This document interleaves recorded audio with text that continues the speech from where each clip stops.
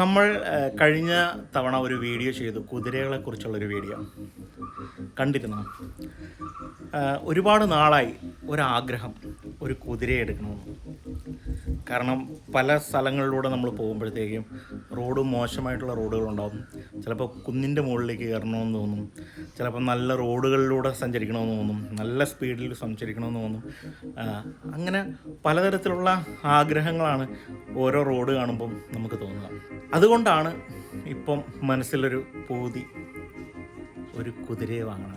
ആ കുതിരയെ എടുക്കാനായിട്ട് നമ്മൾ പോവുകയാണ്. നിങ്ങളുണ്ടായി.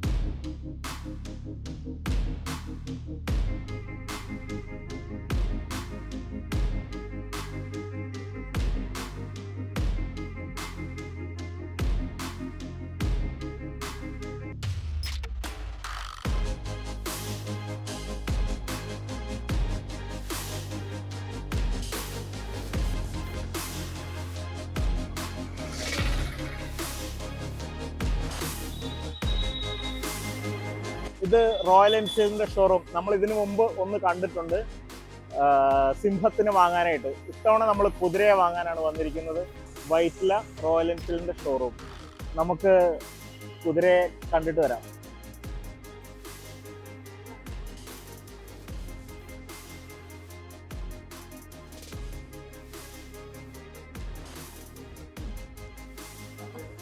നമ്മുടെ ഓണേഴ്സ് മാനുവൽ എന്ന് പറയും. നമുക്കിത് 4 സർവീസാണ് വരുന്നത്. ആദ്യത്തെ 500 കിലോമീറ്റേഴ്സ് അല്ലെങ്കിൽ 45 ഡേയ്സ്. ഇതിലേതാണോ ആദ്യമേ വരുന്നത് അതിൽ ഫസ്റ്റ് സർവീസ് വരും. അങ്ങനെ ഓരോ 5000 കിലോമീറ്റേഴ്സ് വന്നിട്ടുള്ള 4 സർവീസാണ് നമുക്ക് വരുന്നത്. അതിൽ ലേബർ ചാർജസ് ഫ്രീ ആയിരിക്കും. അല്ലാതെയുള്ള കൺസ്യൂമർ ബില്ല്, ഓയിൽ ചേഞ്ച്, അതെല്ലാം ഒരു പെയ്ഡ് എമൗണ്ട് ആയിരിക്കും വരുന്നത് നമുക്ക്. പിന്നെ ഇതാണ് നമുക്ക് RSA വരുന്ന 1 വർഷത്തേക്കുള്ള റോഡ് സൈഡ് അസിസ്റ്റൻസ്. ഈ QR കോഡോ അല്ലെങ്കിൽ ഈ നമ്പറോ ഒന്ന് നോട്ട് ചെയ്യാൻ നോക്കുക സാർ. അതേപോലെ ഇത് വണ്ടിയുടെ കുറിച്ചുള്ള സ്പെക്കും ഡീറ്റെയിൽസും അടങ്ങിയ QR കോഡാണ്. ഇതൊന്ന് സ്കാൻ ചെയ്ത് PDF ആക്കാൻ സാർ ശ്രമിക്കുക. പിന്നെ ഇതാണ് നമുക്ക് വണ്ടിയുടെ ഇത് വരുന്നത്. സർവീസും കാര്യങ്ങളും വരുമ്പോൾ ഈ നമ്പർ കണ്ടോ, ഇതിലോട്ടൊന്ന് കോൺടാക്ട് ചെയ്താൽ മതി. സർവീസ് സെൻറ്ററും കാര്യങ്ങളും വരുന്നത് ഇവിടെ ആയിരിക്കും. സാർ ഇവിടെ ഒരു സൈൻ ചെയ്യണേ.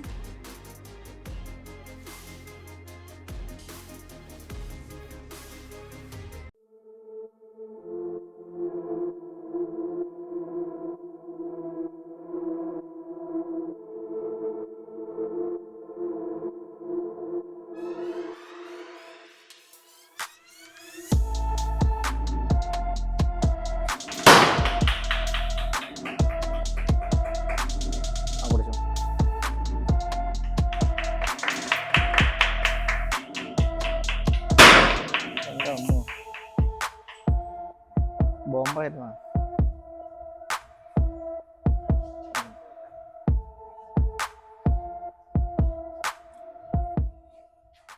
2016 ഹിമാലയൻ 411 ഇറങ്ങിയതിന് ശേഷമുള്ള ഒരു ലേറ്റസ്റ്റ് എവല്യൂഷനാണ് ഇപ്പം നമ്മൾ കണ്ടുകൊണ്ടിരിക്കുന്ന ഹിമാലയൻ 452 എന്ന് പറയുന്ന ലേറ്റസ്റ്റ് മോഡൽ. ഇതിൽ കുറേ അധികം ചേഞ്ചസ് വരുത്തിയിട്ടുണ്ട്. ഈവൻ നമുക്ക് പറയാമെന്നുണ്ടെങ്കിൽ 411 ആയിട്ട് കമ്പയർ ചെയ്യുമ്പോൾ അതിൻ്റെ ഒരു അപ്ഡേഷൻ ആണെന്ന് വേണമെങ്കിൽ പറയാം. അതിൽ ഒരു നട്ട് പോലും, ഒരു സ്ക്രൂ പോലും ഈ വണ്ടിയിൽ ഉപയോഗിച്ചിട്ടില്ല എന്നുള്ളതാണ് ഏറ്റവും വലിയ വാസ്തവം.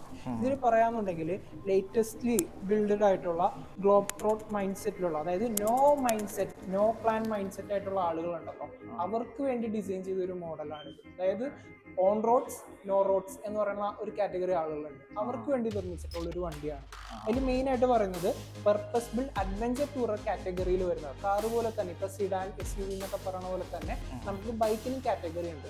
അതിൽ ഈ ഒരു കാറ്റഗറി നമ്മുടെ ഈ മോഡൽ വരുമ്പോൾ പർപ്പസ് ബിൽഡ് അഡ്വഞ്ചർ ടൂറർ കാറ്റഗറിയിലാണ് മെയിൻ ആയിട്ട് ഈ വണ്ടി വരുന്നത്. ഇതിൽ 450 യൂസ് ചെയ്തിരിക്കുന്ന എഞ്ചിനെ പറ്റി പറയാനുണ്ടെങ്കിൽ ഓൾറെഡി 2 വർഷത്തോളം വരെ വർക്ക് ചെയ്തിട്ട് നിർമ്മിച്ചൊരു എഞ്ചിനാണിത്. 450cc ഷെർപ്പ ലിക്വിഡ് കൂൾഡ് എഞ്ചിനാണ് വരുന്നത് വിത്ത് DOHC. അതിലെ ഏറ്റവും വലിയൊരു അഡ്വാൻറ്റേജ് വരുന്നത് നമുക്ക് മെയിൻ ആയിട്ട് പറയാനുള്ളത് ഇറാഡിയം സ്പാർക്ക് പ്ലഗ് യൂസ് ചെയ്തിരിക്കുന്നത്. ഇറാഡിയം സ്പാർക്ക് പ്ലഗ് യൂസ് ചെയ്യുമ്പോൾ അഡ്വാൻറ്റേജ് എന്താണെന്ന് വെച്ചാൽ നമുക്ക് വെള്ളം കയറുമ്പോൾ ഉള്ള പ്രശ്നം, ലൈഫ് കുറവ്, അങ്ങനെ കുറെ ഡിസഡ്വാൻറ്റേജസ് ഉണ്ട്. ഇപ്പൊ സെഗ്മെന്റിൽ നോക്കിക്കഴിഞ്ഞാൽ 411 അല്ലെങ്കിൽ 400cc ഒരു വണ്ടികൾക്ക് ഇറാഡിയം യൂസ് ചെയ്തിട്ടില്ല. അപ്പോൾ ആ ഒരു ഇറാഡിയം സ്പാർക്ക് പ്ലഗ് യൂസ് ചെയ്തിട്ടുണ്ട്. ഇത് ടൂറിംഗ് പേർപ്പസ് അഡ്വഞ്ചർ യൂസ് ചെയ്യുന്നവർ തീർച്ചയായിട്ടും ഇടുന്നൊരു കാര്യമായത്, പക്ഷെ ആരും യൂസ് ചെയ്യാൻ അറിയത്തില്ല ഈ സംഭവത്തിനെ പറ്റി. ആ ഒരു സംഭവം ഇതിൽ ചെയ്തിട്ടുണ്ട്.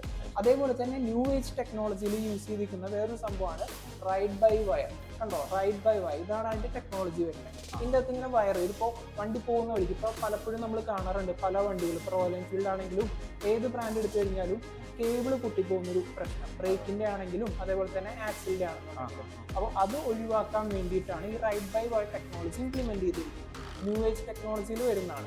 കുത്തി പോകുന്ന പ്രശ്നം ഉണ്ടാവില്ല, സെൻസറിലായിരിക്കും ആക്സിലേറ്റർ വർക്ക് ചെയ്യുന്നത്. ബ്രേക്ക് നോർമൽ തന്നെ ആയിരിക്കുന്നില്ല. അപ്പൊ അടുത്ത ചോദ്യം പറയാൻ പോകുന്നത് എന്താണ്, ഇതിപ്പോ സെൻസർ അല്ലേ, കംപ്ലൈന്റ് ആയി പോയി എന്ത് ചെയ്യും എന്നുള്ളത്. അങ്ങനത്തെ ഒരു ഇഷ്യൂവും വരുന്നില്ല. റൈഡ് ബൈ വയർ സെൻസർ ആണെങ്കിൽ കൂടിയും അത് മാനുവലി ഉള്ള ഒരു സെൻസറാണ്. അപ്പോൾ വെള്ളം കയറുക, ഇപ്പൊ അഡ്വഞ്ചർ വണ്ടി ആയതുകൊണ്ട് വെള്ളം കയറുകയാണെങ്കിൽ എന്ത് സംഭവിച്ചാലും അങ്ങനത്തെ ഒരു വിഷയം ഈ ടെക്നോളജിയെ സംബന്ധിച്ച് അവിടെ ഉണ്ടാവുന്നില്ല. അതാണ് ഏറ്റവും വലിയൊരു അഡ്വാൻറ്റേജ് റൈഡ് ബൈ വയറിൽ നിന്നിട്ടും ഇറാഡിയം സ്പാർക്ക് പ്ലഗിന്റെ കാര്യത്തിലും മെയിൻ ആയിട്ട് വരാനുള്ളത്. അതേപോലെ തന്നെ ഇതിന്റെ കളേഴ്സും അങ്ങനെ തന്നെയാണ്. ഓരോ ഹിമാലയൻ താഴ്വരകളിലെ ഓരോ സ്ഥലങ്ങളെ ഇൻസ്പയർ ചെയ്തിട്ട് ഇറക്കിയ വണ്ടിയാണ്. കാമറ്റ് വൈറ്റ് എന്ന് പറയുന്ന സ്ഥലമാണെങ്കിൽ കൂടി ഒരു ലോങ്സ്റ്റ് ഗട്ട് അത്, അതായത് ഇന്ത്യയിലെ 2ാമത്തെ ലോങ്സ്റ്റ് ഹയസ്റ്റ് പീക്കാണത്. അതിനെ ഇൻസ്പയർ ചെയ്തിട്ട് നിർമ്മിച്ച കളറാണത്. മഞ്ഞ് വീണ ഒരു മലയില് മരങ്ങളുടെ ഷെയ്ഡ് അടിച്ചിട്ടുള്ള, അതാണ് ഗ്രാഫിക്സിൽ വരാനുള്ള one of the main reason. ഈ കാമറ്റ് വെയിറ്റ് എന്ന് പറയുന്നത് ശരിക്കും ഹിമാലയൻ എന്നുള്ള പേരിനെ അന്വർത്ഥമാക്കുന്ന ഒരു ഡിസൈനാണ്. അതെ അതെ, 3 തരത്തിലാണ് സസ്പെൻഷൻ വരുന്നത്. ഒന്ന് സ്ട്രെയിറ്റ്, പിന്നെ ചെറിയ കട്ടിങ്ങുകൾ, ചെറിയ ലൈനിങ്, അങ്ങനെയാണ്. അതാണ് നമ്മുടെ 411നും ഡ്യൂക്കിനും ഒക്കെ ഉള്ളത്. പക്ഷെ ഇത് വരുമ്പോൾ നമ്മുടെ പ്രീമിയം ബ്രാൻഡുകളായിട്ടുള്ള സസ്റ്റെയിൻ ചെയ്ത് പോകുന്ന രീതിയിലാണ്. മെയിൻ ആയിട്ട് നോക്കാന്നുണ്ടെങ്കിൽ ഓഫ് റോഡിങ്ങിന്റെ ഡുക്കാട്ടിയുടെ നോക്കിക്കഴിഞ്ഞാലും അതുപോലെ തന്നെ സ്ക്രാംബ്ലർ അങ്ങനത്തെ വേരിയൻസിനൊക്കെ ഇങ്ങനത്തെ ഒരു സ്ലീക്ക് കട്ടിംഗ് ആണ് കൊടുത്തത്. അതുകൊണ്ട് വളരെയധികം അഡ്വാൻറ്റേജ് ആണ് മെയിൻ ആയിട്ട് ഈ സസ്പെൻഷന് വരുന്നത്.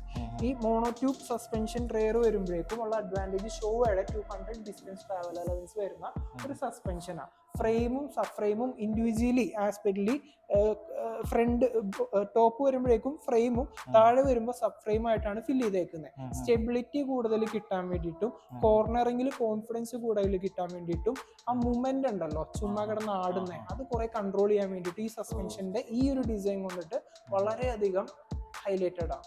E20 എന്ന് പറയുന്നത് എത്തനോൾ 20%. അതായത് ഇനി വരുന്ന, ഇതിപ്പോ കേരളത്തിൽ ചില പമ്പുകളിലൊക്കെ ആയി വരുന്നുണ്ട്. ഇനി അങ്ങോട്ട് സെൻട്രൽ ഗവൺമെന്റ് റൂൾ പ്രകാരം E20 കഴിഞ്ഞ ഫിനാൻഷ്യൽ ഇയർ ഏപ്രിൽ 1 തുടങ്ങി നിർമ്മിക്കുന്ന എല്ലാ വണ്ടികളും E20യോട് കൂടിയുള്ള വണ്ടികളായിരിക്കണം എന്ന് നിർബന്ധം വെച്ചായിരുന്നു. അത് തന്നെയാണ് നമ്മുടെ വണ്ടി ഓൾറെഡി കഴിഞ്ഞ വർഷം ഫെബ്രുവരി ജാനുവരി തന്നെ ആ വണ്ടികളൊക്കെ നിർമ്മിച്ചു തുടങ്ങിയായിരുന്നു. എന്താണ് E20 എന്ന് പറഞ്ഞു കഴിഞ്ഞാൽ 1 ലിറ്റർ പെട്രോളില് 20% എത്തനോൾ ചേർത്തിട്ടായിരിക്കും ഇനി വരുന്ന പെട്രോളുകളെല്ലാം ഉണ്ടാക്കുന്നത്.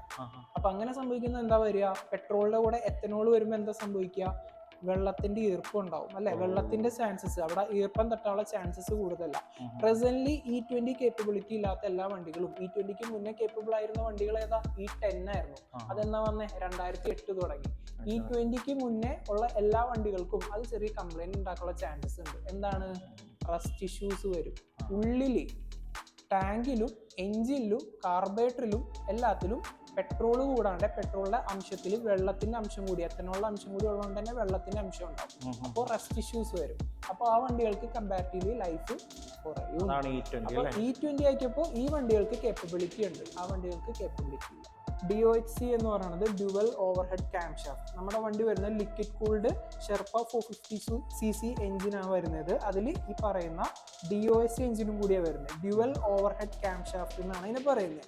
അപ്പോൾ അത് ഉണ്ടാവുന്ന അഡ്വാൻറ്റേജ് എന്താണെന്ന് വെച്ചാൽ കുറേ കൂടി എഞ്ചിൻ റിഫൈൻഡ് ആക്കുകയും കുറേ കൂടി പർപ്പസ്ഫുള്ളി കുറച്ചും കൂടി വർക്കിംഗ് പ്രോഗ്രാമിംഗ് എല്ലാം കുറെ കൂടി സിംപ്ലിഫൈഡ് ആക്കുകയും ചെയ്യുന്നത്. അപ്പോൾ വണ്ടി അധികം സ്ട്രെസ് ആവത്തില്ല, എഞ്ചിൻ അധികം സ്ട്രെസ് ആവാതെ പ്രവർത്തിപ്പിക്കാൻ വേണ്ടിയുള്ള ടെക്നോളജിയാണ് DOHC എന്ന് പറയുന്നത്. റോയൽ എൻഫീൽഡ് ആദ്യമായിട്ട് ഇൻട്രൊഡ്യൂസ് ചെയ്തത് ഈ കാണുന്ന ഹിമാലയൻ 452-ലാണ്. സ്വാറ്റ് സൈലൻസർ എന്ന് പറയും. ഏകദേശം 6 കിലോളം സൈലൻസർ വരുന്നുണ്ട്. ഇതിന്റെ അഡ്വാൻറ്റേജ് എന്താണെന്ന് വെച്ചാൽ നമുക്കറിയാം ഇപ്പം ഇങ്ങനത്തെ ഒരു ഭയങ്കര കോമ്പാക്റ്റ് ആയിട്ടുള്ള സൈലൻസർ ഡിസൈൻ ആണ് അല്ലേ. നമുക്ക് ഓഫ് റോഡിങ് കയറുമ്പോൾ ഒരുപാട് ഒബ്സ്റ്റക്കിൾസ് ഉണ്ടാവും അല്ലേ, നമുക്ക് ഒരുപാട് ഒബ്സ്റ്റക്കിൾസ് ഉണ്ടാവും. അപ്പൊ അങ്ങനെ നമ്മൾ ഹിമാലയൻ 4 ലൈൻ ഓഫ് റോഡ് ചെയ്യുന്ന വണ്ടികൾ നോക്കിയാൽ നിങ്ങൾക്ക് മനസ്സിലാക്കാൻ പറ്റും എല്ലാത്തിന്റെ സൈലൻസറിലും നല്ല സ്ക്രാച്ചാണ്, ചറവറ സ്ക്രാച്ചാണ്. അപ്പോൾ അത് മനസ്സിലാക്കിയിട്ട് ഇവർ ഡിസൈൻ ചെയ്ത ഒരു സ്ലീക്ക് കട്ടിങ്ങിലുള്ള ഒരു സൈലൻസറാണ് ഇപ്പോൾ നമ്മൾ കണ്ടുകൊണ്ടിരിക്കുന്നത്. എഞ്ചിനോട് തന്നെ ചേർന്നിട്ടുള്ള വളരെയധികം ഡിസൈൻഡ് കോമ്പാക്റ്റ് ആയിട്ടുള്ള ഒരു സൈലൻസർ. ടയറായിട്ടുള്ള ഡിസ്റ്റൻസ് നോക്കിയാൽ തന്നെ മനസ്സിലാവും, വളരെ ചെറുതാണ്. ഡിസ്കായിട്ട് തന്നെ ഭയങ്കരമായിട്ട് അടുത്ത് നിൽക്കുന്ന ഒരു സൈലൻസർ കട്ടിംഗ് ആണ് കൊടുത്തേക്കുന്നത്. ഹിമാലയൻ 411 ഏത് വണ്ടി എടുത്ത് ഓഫ് റോഡ് ചെയ്യുന്ന ഏത് വണ്ടി നോക്കിയാലും മനസ്സിലാവും അതിന്റെ പാക്കിങ്ങിനും അതേപോലെ തന്നെ പ്രൊട്ടക്ഷനിലും ഒക്കെ ഇങ്ങനെ സ്ക്രാച്ചസ് ആണ്.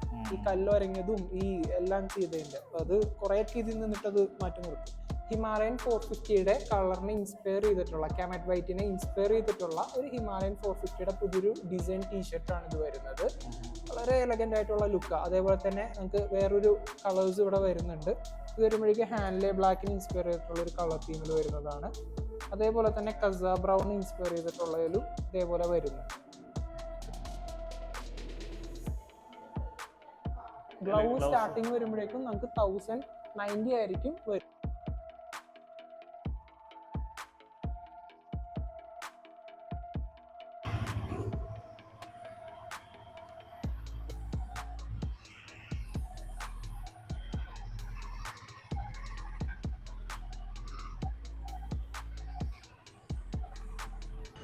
രാവിലെ പൂജയൊക്കെ കഴിഞ്ഞ് ഐശ്വര്യമായിട്ട് തുടങ്ങാമല്ലോ എന്ന് വിചാരിച്ച് ഇവിടെ പൂജിക്കാൻ കൊണ്ടുവന്നിരിക്കുകയാണ്. എൻ്റെ മാഷിൻ്റെ വീട്ടിലാണ് വന്നിരിക്കുന്നത്. ഇത് സ്ഥപതി ചിത്രകലാ വിദ്യാപീഠം.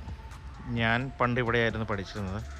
അന്ന് പക്ഷേ ഈ വിദ്യാലയം ഇവിടെ ആയിരുന്നില്ല, കുറച്ചുകൂടെ മാറി വൈക്കത്തമ്പലത്തിനൊക്കെ അടുത്തായിട്ട് വരും. മാഷിൻ്റെ വീട് ഈ വിദ്യാലയത്തിനോട് ചേർന്ന് തന്നെയാണ്.